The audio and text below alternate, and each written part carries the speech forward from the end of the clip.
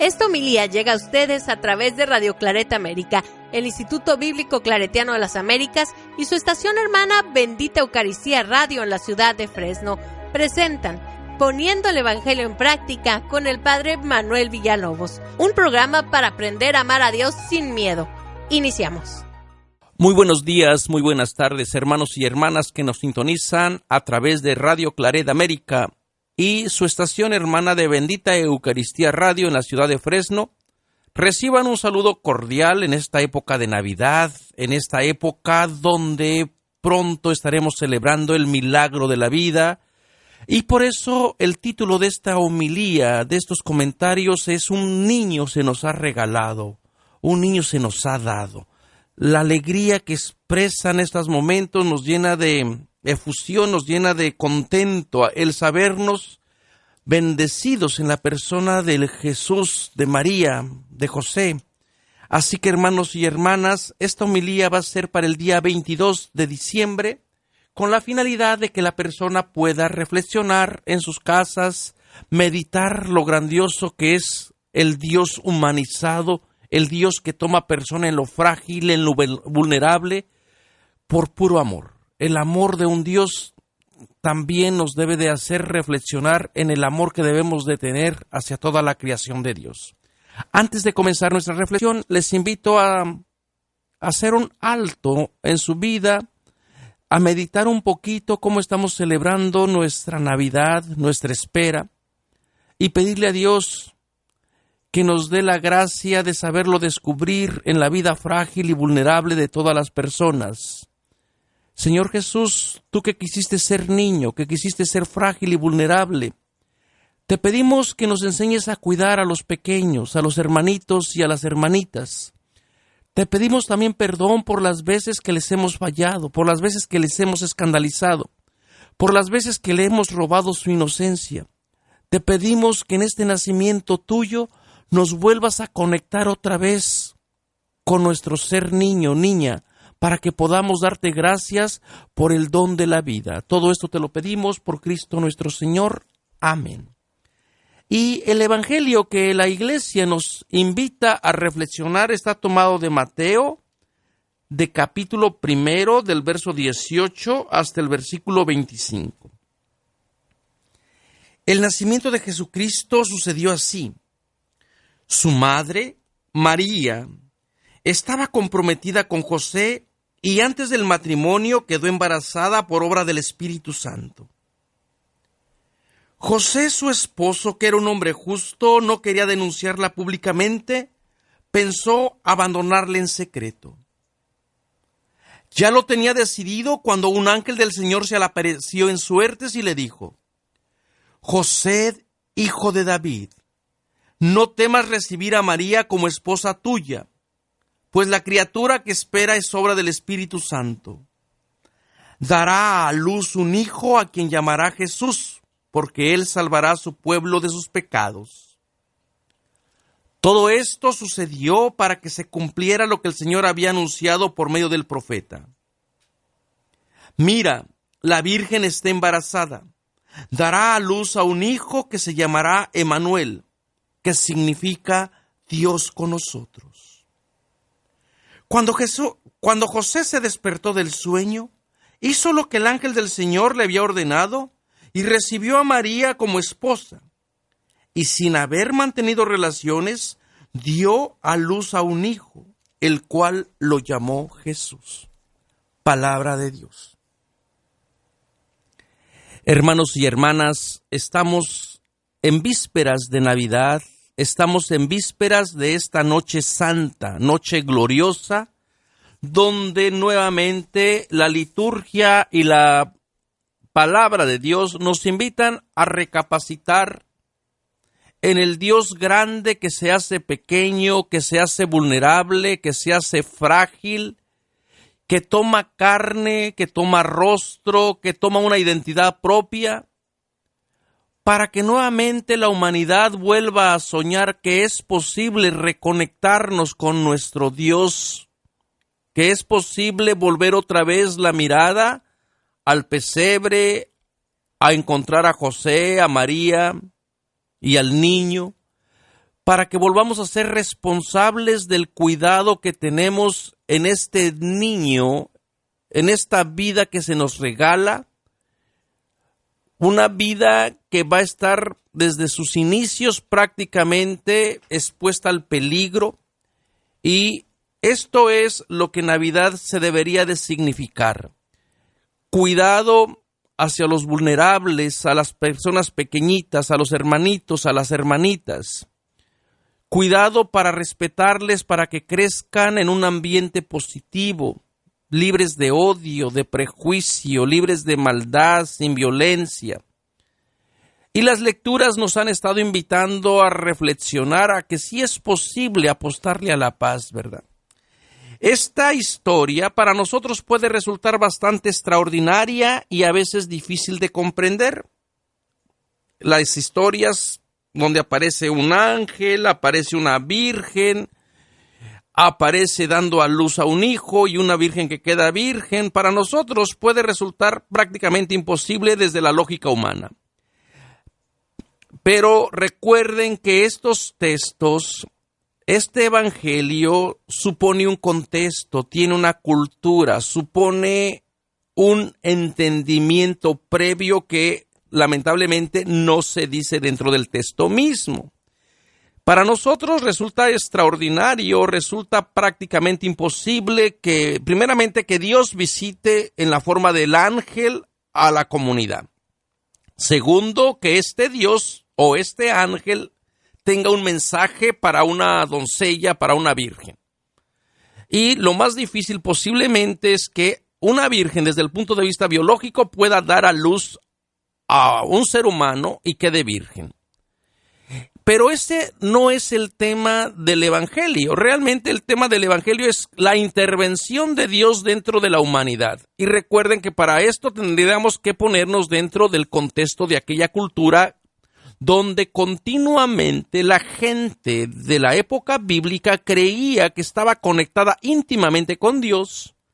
No había esta separación de cielo y tierra como tenemos nosotros. Para ellos toda la creación estaba englobada en la presencia de Dios.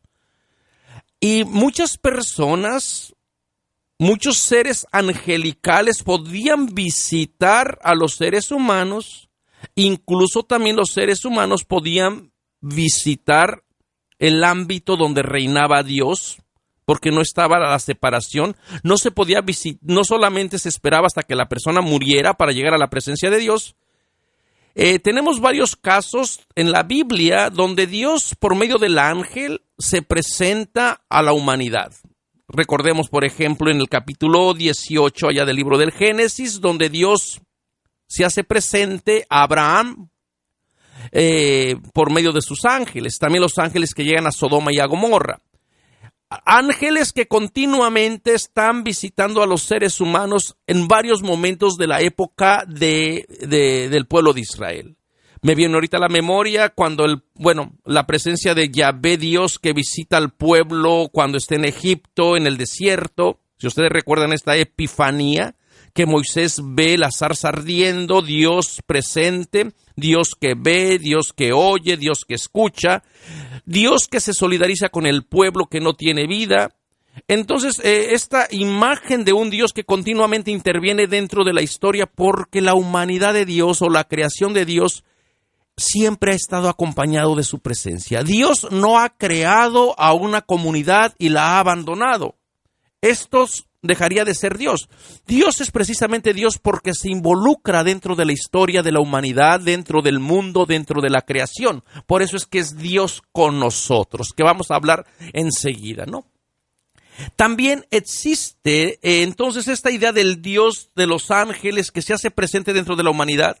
Allá por el libro de los Jueces, en el capítulo 6, también tenemos al guerrillero, a Gedeón, o Jadeón, que está majando el trigo escondidas en una cueva y Dios se hace presente por medio del ángel. El ángel le da el saludo y este guerrillero que está viviendo en miedo porque los enemigos de Israel están atentando contra la vida y el ángel le asegura que Dios está con ellos. Y varios momentos, en varios textos tenemos la presencia de Dios que siempre en los momentos más difíciles de la humanidad se hace presente, asegurándoles de que no están solos. Así que para el mundo que escuchó por vez primera estas historias de un ángel que se le aparece a José, a María, pues no sería absolutamente nada extraordinario. Esto es desde el punto de vista bíblico. Ahora, también desde el punto de vista extrabíblico, tenemos muchas otras religiones, otros pueblos que también creían que sus dioses, sus divinidades se hacían presente dentro de la humanidad, ¿no? Y el hecho de la virginidad de María o de la virgen o la doncella que va a concebir y a dar a luz a un hijo y quedar virgen, para nosotros puede, como les comentaba, puede resultar extraordinario, pero para aquella gente no. Porque se esperaba incluso que los héroes nacen de situaciones muy irregulares, de matrimonios muy irregulares. La gente creía en aquella época que los héroes eran engendrados por los dioses. Por ejemplo, en el caso de Alejandro Magno, Alejandro el Grande, 300 años antes de Cristo, se creía que había sido engendrado por el dios Zeus. Así que muchos relatos, muchas narraciones fuera de la Biblia creían que los superhéroes o el héroe principal tenía que tener un origen prácticamente divino para poder ser héroe. De eso era lo que se distinguía de los otros mortales, ¿no?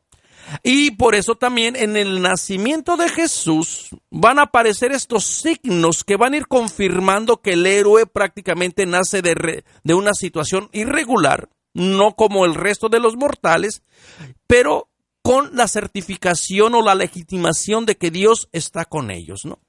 El simbolismo, por ejemplo, de la estrella, que vamos a hablar después, posiblemente en alguno de estos días, cuando aparezcan el texto, por ejemplo, de la Epifanía, de los Reyes Magos. La gente creía que cuando nacía el héroe, de situaciones a veces ilógicas desde nuestro punto de vista humano, por ejemplo, el hecho de que nazca de una virgen y que sea engendrado por un dios, también estaba acompañado de los movimientos que surgían dentro de las constelaciones estelares. Cuando la gente nacía o cuando un héroe se iba a distinguir de otro, algo sucedía en el firmamento. Una estrella alumbraba más que la otra o un cometa aparecía. Y parece ser que Mateo recupera este tipo de simbolismos para presentarnos al nuevo héroe. Y efectivamente, hermanos y hermanas, Jesús nace de una situación bastante irregular. Porque, por un lado, tenemos a José, que es el padre putativo, y por otro lado tenemos el texto sagrado que nos dice que es engendrado por obra del Espíritu Santo, ¿no? Entonces, como que hay estas controversias, pero como les decía, el foco de atención no debemos de poner la atención tanto en este nacimiento extraordinario, sino en la historia del héroe. Como todos los héroes, Jesús para esta comunidad va a ser el héroe y tiene que tener también su nacimiento extraordinario, ¿no? Y este texto tenemos que situarlo también dentro del actuar del pueblo de Dios. El Evangelio de Mateo comenzaba con la genealogía de Jesucristo, hijo de David, hijo de Abraham, y comenzaba a contar toda la historia de Jesús. Y si tuviéramos tiempo para leer toda la genealogía, descubriríamos que en la genealogía de Jesús aparecen 4 mujeres. Aparece primeramente Tamar, aparece Rahab, aparece Ruth y aparece también Betsabé. 4 mujeres problemáticas desde el punto de vista de la ley. Y uno puede decir, ¿qué hacían estas 4 mujeres dentro de la genealogía de Jesús? No podemos entender el nacimiento de Jesús irregular si no entendemos su genealogía también irregular. En otras palabras, la familia de Jesús no es la familia perfecta como a veces nosotros la creemos. La familia de Jesús incluye a personas a veces de conducta bastante dudosa. Por ejemplo, Tamar, la tatarabuela de Jesús, se había vestido de prostituta para poder engendrar.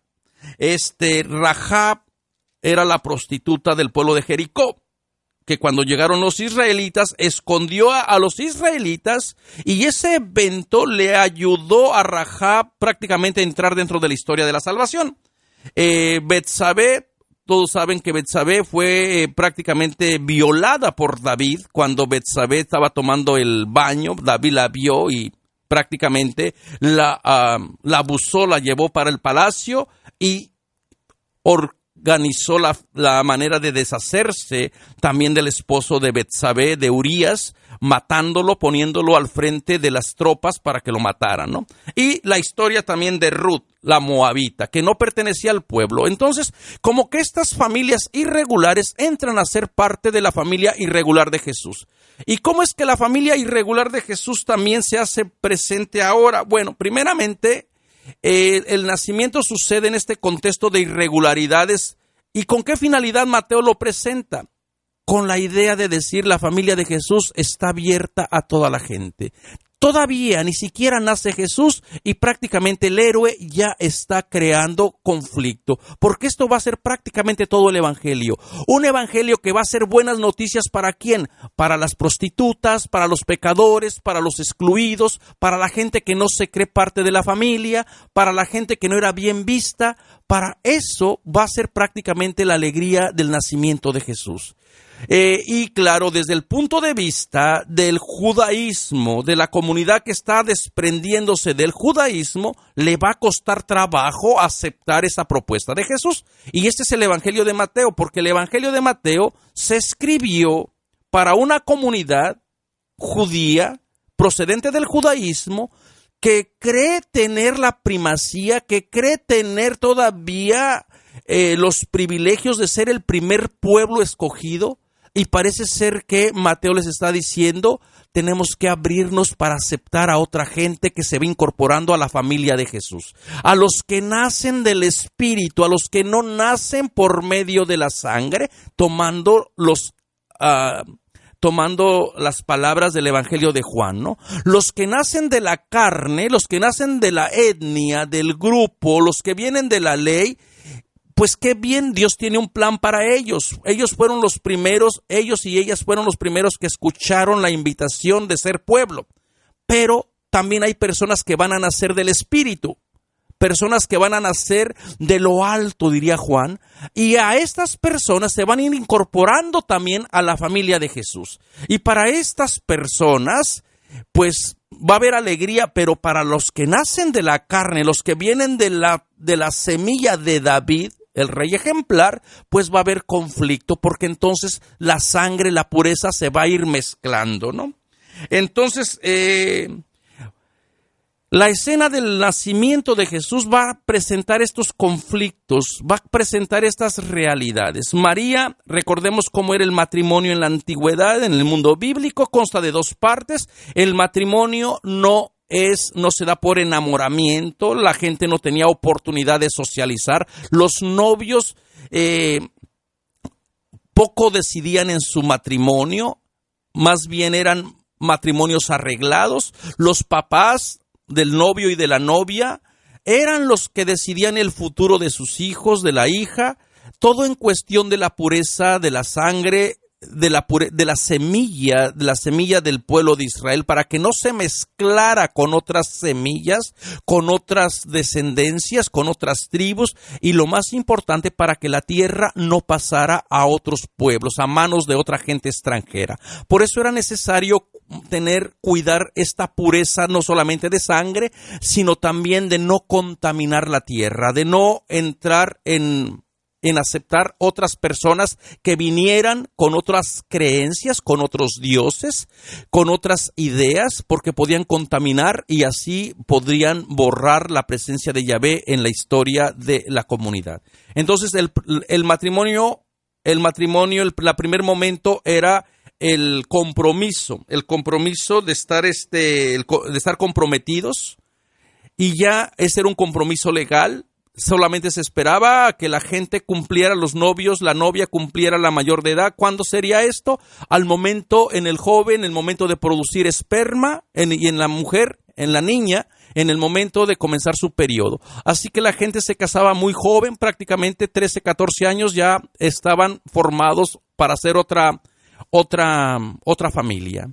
La idea a veces que tenemos de presentar a María jovencita y a José como un abuelito es prácticamente en nuestra imaginación. José, con toda certeza, tendría más o menos la edad de María, y también tendría la idea también o el encargo de parte de Dios de ir a cuidar la vida que se le va a encomendar, ¿no? Y parece ser que José, que viene de David, que representa al pueblo, que quiere privilegios por haber sido engendrado de la sangre, por venir del judaísmo, que cumple la ley, porque es una persona justa, y por otro lado va a tener que aprender a convivir con los que nacen del Espíritu, ¿no? Esto va a ser como un poquito lo que está de fondo detrás de esta lectura. Entonces, sabemos que José está comprometida con José, y inmediatamente a la gente les va a recordar la figura del patriarca José. Si ustedes recuerdan, José fue el hijo amado de Jacob, allá en la historia del Génesis, ¿no? Jacob, que tuvo 12 hijos con diferentes mujeres, porque así se permitía en aquella época, con Raquel, la que amaba más, y con Lía, la hermana de Raquel, y con las esclavas de ambas. Jacob tuvo varios hijos, tuvo 12 y una mujer. Rubén, Isaacar, Neptalí, Aser y Dan, Zabulón, Judá, Benjamín y Gad y José. Y también Dina, la esposa Dina, también la hija de Jacob. Entonces, y de todos los hijos y de la hija de Jacob, el personaje principal es José. Todo el mundo recuerda este musical de José el Soñador, ¿no? De José el que tenía sueños. Y inmediatamente también entra dentro de la narración esta historia del Dios que se revela por medio del sueño. La gente en la antigüedad creía que los dioses hablaban en los sueños, que los dioses también intervenían dentro de la historia, pues a veces en lo cotidiano, en lo ordinario, ¿no? Entonces a la gente le va a venir inmediatamente la conexión de este José con el patriarca que le da identidad al pueblo, con el patriarca José, aquel jovencito que de ser arrogante, prepotente con sus sueños, después que se va al Egipto, comienza a experimentar a Dios desde el sufrimiento y comienza a aprender que no es él el que interpreta los sueños, sino que es Dios quien interpreta. Es entonces que Dios lo ve con buenos ojos y bueno, después de sufrir tantas peripecias, después de sufrir tantas cosas, vencer tantos obstáculos, José llega a convertirse en una persona sabia, en el gran visir de Egipto, y es la figura de la persona que va a preparar prácticamente o a salvar al pueblo de Israel cuando el pueblo tiene hambre. Así que esta figura de José el nombre de José va a recordar al gran patriarca que supo aprender a ser persona justa. Y esto va a ser también lo que le va a tener que hacer este José, el esposo de María, ¿verdad? Y uno pensaría que estos procesos de ir prácticamente descubriendo a Dios de una manera diferente se dan por arte de magia, pero cada quien tiene que entrar en su proceso. Dice José, su esposo, que era hombre justo. Prácticamente Mateo está introduciendo con el personaje de José, nos está remitiendo al patriarca antiguo que le dio identidad al pueblo, que lo salvó de la hambruna, que le da de alguna manera la certeza de que Dios está con esta comunidad. Es como para decir, en esta historia de José, de María y de Jesús, otra vez Dios vuelve a intervenir. Por cierto, no sabemos mucho de las historias de la infancia, no sabemos ni quién era el papá de María ni el papá de José. Estas historias después que nosotros tenemos de Joaquín y de Santa Ana están tomadas de los evangelios apócrifos, evangelios que no fueron aceptados dentro del cristianismo. Entonces, lo único que sabemos es lo que el texto nos dice, no tenemos más información. La figura de José, entonces, representa a este patriarca que representa la ley, que representa la identidad, que representa al pueblo de Israel. Y ahora en el texto nuestro, José representa a los que se están convirtiendo en la familia de Jesús, pero les está costando trabajo dejar sus privilegios. Ellos desean que prácticamente Dios siga siendo incondicional para ellos y para ellas que vienen del judaísmo. En cambio, el Evangelio de Mateo parece ser que va a ir abriendo las puertas a otros pueblos, a otra gente que ya no necesariamente van a nacer de la ley, ya no van a nacer bajo la sangre o bajo la etnia o bajo el grupo, sino van a nacer por obra del Espíritu Santo. Entonces, en este nacimiento como que se lleva a cabo un nacimiento universal. El nacimiento de Jesús es un nacimiento universal donde Dios va prácticamente abrir la familia humana para decir, toda la gente que reciba al niño, a la vida, a lo vulnerable, a lo pequeño, se puede incorporar, así como se incorporó Tamar, Agar, Betsabé y Ruth, porque delante de Dios, hermanos y hermanas, la familia humana solamente es una. Y esta familia humana ya quedan de alguna manera eliminadas las categorías de la raza, las categorías del género, las categorías de los aspectos económicos y culturales, siempre y cuando la gente nazca con los valores del Espíritu de Dios, del Espíritu que engendra nueva vida. Entonces, es lógico que a José, que viene del judaísmo, que viene de la ley, que viene de estos principios, le cueste trabajo entender cómo Dios está actuando. Porque a él siempre lo habían enseñado de que Dios tenía predilección por el pueblo de Israel, que Dios les había dado la ley, que Dios los había cuidado. Y es lógico que ahora, con el nacimiento, del nuevo nacimiento, donde Dios invita a otra gente, a otro pueblo, a otra cultura, a nacer y a incorporarse a la familia humana, es lógico que José, que representa al primer grupo, diga, yo así no juego, yo quiero a un Dios que quiera primero a los que nos llamó primero, a los que nos amó primero, ¿no? Y por eso quiere hacer esta ruptura de separación, es romper nuevamente el contrato porque no está dispuesto a aceptar a un Dios que va incorporando nueva gente, no está dispuesto a aceptar a este Dios que ya no va a hacer diferencia entre el que es judío y el que no es judío, como nos va a decir Pablo. Y luego dice por eso que quería denunciar públicamente a María. Prácticamente, hermanos y hermanas, en una comunidad pequeña, supongamos en el caso de Nazaret, donde la arqueología nos dice que máximo había 100 casas, 200 y tantas personas, denunciar o romper un contrato prácticamente no se puede hacer de manera privada, porque esta gente vive de una manera pública, todo se sabe, todos se conocen, todo el mundo sabe qué comió, quién se hizo rico, quién robó. Es pueblo pequeño, dice el dicho, ¿verdad? Pueblo pequeño, infierno grande. Bueno, entonces, pero en el ámbito simbólico es más bien José, que representa a los de la ley, que quiere romper con Dios porque no entiende a Dios, porque no entiende que Dios pueda también hacer familia con otra gente. Y aparece, cuando ya tiene todo decidido, aparece la presencia del ángel del Señor, ¿no? Que se le aparece en sueños como al patriarca José del libro del Génesis. Y le vuelve a rectificar su etnia. José dijo de David, no temas recibir a María como esposa tuya. Es Dios que le está diciendo, este Dios que quiere a los otros pueblos que no vienen de David, también te quiere a ti. Este Dios que es capaz de unir en todas las naciones a una sola familia. Qué bonito sería, hermanos y hermanas, si descubriéramos esta riqueza de este Dios que quiere a unos y quiere a otros. De este Dios que solamente se preocupa por una sola familia, que es la familia humana, independientemente de credos, independientemente de cómo se le nombre a Dios, independientemente de cómo se le dé culto a Dios.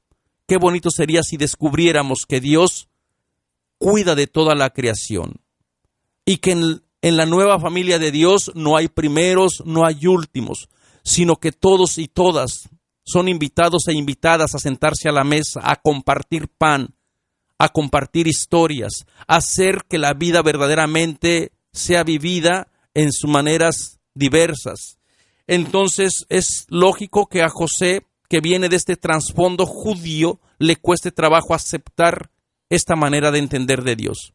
Hermanos y hermanas, a nosotros también nos cuesta trabajo entender a Dios, porque nos hemos hecho a Dios a nuestra manera. Nosotros casi que le decimos a Dios cómo debe de actuar. Nosotros ya estamos programados para decir, Dios solamente puede querer a mí, a los que son de mi casa, a los que son de mi familia, a los que piensan como yo, a los de mi religión. Dios no puede querer a otros. Dejemos, hermanos y hermanas, que Dios rompe estos modelos, que Dios rompe estas barreras que nos hemos fabricado, que Dios venga otra vez a ser Dios, a mostrarnos su gloria, y que venga otra vez a decirnos, te quiero a ti, pero también quiero a la otra gente. No importa que la otra gente no se comporte como tú. Este es el Dios de las promesas del Dios de la Biblia, ¿no? Y luego le asegura que es la acción de la nueva familia tiene que nacer del Espíritu Santo. La nueva comunidad tiene que engendrarse por medio no de raza, no de sangre, no de ley, sino por la acción del Espíritu Santo. Y entender esto, hermanos y hermanas, qué difícil sigue siendo, ¿no? Si ustedes recuerdan también el texto aquel precioso de Juan. Créeme, mujer, en el diálogo que tiene con la samaritana en el capítulo 4. Créeme, mujer, que días vendrán en que los verdaderos adoradores del Padre serán en espíritu y verdad. Las personas que han nacido del Espíritu.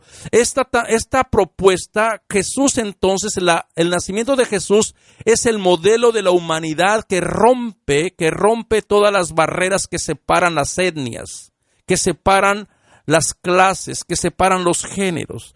Jesús, modelo de humanidad que nace del Espíritu Santo, de un espíritu que no tiene fronteras, que es libre, que incluye, que no excluye, que en vez de estar separando, tiene la función de ir formando comunidades inclusivas, comunidades donde se adore su presencia, ¿no? Y este es un deseo de Dios, no es deseo del ser humano.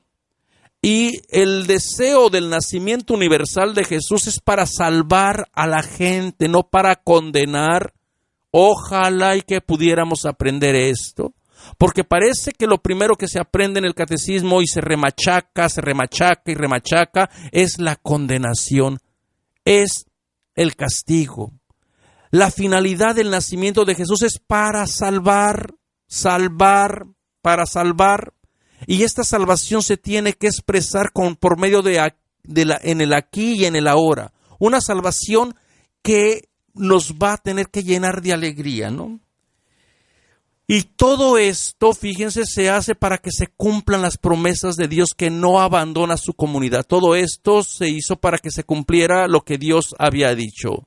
La Virgen está embarazada y da a luz a un hijo y le llamarán Emmanuel. Y el Evangelio de Mateo justamente va a tener esta finalidad.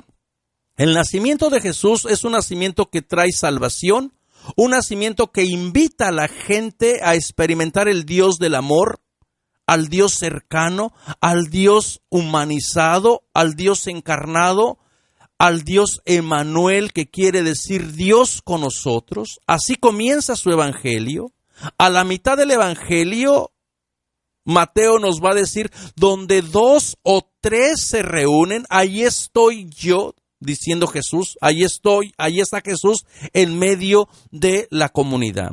Y finalmente, al final del Evangelio, en el capítulo 28, vamos también a tener a Jesús resucitado, donde dice, todo poder se me ha dado en el cielo y en la tierra, vayan y hagan discípulos, y sepan que yo estoy con ustedes todos los días hasta el fin del mundo. Dios es el Emmanuel, al principio de la vida, en medio de la vida y al final de la vida. Y esto la comunidad de Mateo no lo puede perder de vista. Dios nunca abandona la comunidad. Dios está con la comunidad. Dios no se va. Dios no desaparece de la escena. Ustedes pueden pensar, bueno, es que ya después no se dice qué pasó con Dios. La gente tiene que descubrir de que se va caminando siempre en la presencia de Dios. Dios al principio, Dios en medio y Dios al final. Hermanos y hermanas, qué bonito sería si recuperáramos esta idea de que en el nacimiento de Jesús es un nacimiento universal, es un nacimiento para los nuevos valores, es un nacimiento para nuevas relaciones, es un nacimiento para volver otra vez a pedir perdón, a reconciliarnos y sobre todo es un nacimiento para experimentar a Dios en mí.